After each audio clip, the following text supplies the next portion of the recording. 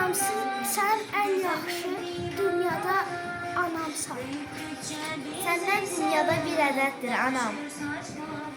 Səni yerdə gördü axtarsam tapa bilmərəm anam. Sən ən gözəl anasan bu dünyada. Dünyanın ən gözəl anası. Sən dünyada bir dənəsən. Əziz ana, səni çox sevirəm, 100 il yaşa.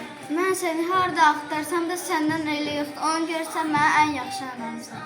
Dünyanın ən gözəl anası. Səni mən çox sevirəm, sən mənim dünyamsan.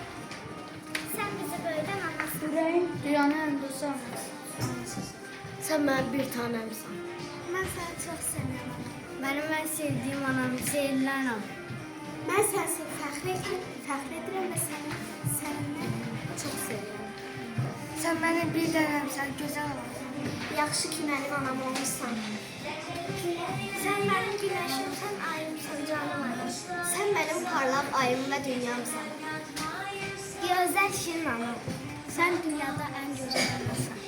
Sən mənim dünyaya açılan qapım.